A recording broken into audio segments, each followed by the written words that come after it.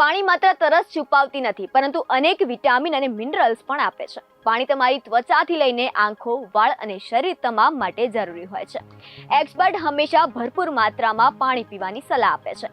પાણી પીવું ફાયદાકારક છે, પરંતુ યોગ્ય રીતે પાણી પીવું એ પણ ખૂબ જરૂરી છે. જો પાણી પીતી વખતે અમુક વસ્તુઓનું ધ્યાન રાખવામાં ન આવે તો સ્વાસ્થ્ય પર ખરાબ અસર પડે છે.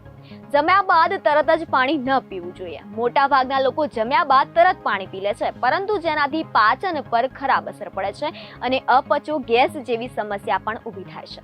ઊભા રહીને પાણી પીવું ન જોઈએ. ઘરમાં વડીલો પાસે આપણે સાંભળ્યું હશે કે ઊભા રહીને પાણી ન પીવું જોઈએ. જો ઊભા રહીને પાણી પીએ તો તે પાચન તંત્ર પર ખરાબ અસર પડવાની નસોમાં સ્ટ્રેસ આવે છે, જેનાથી સાંધાનો દુખાવો પણ થઈ શકે છે.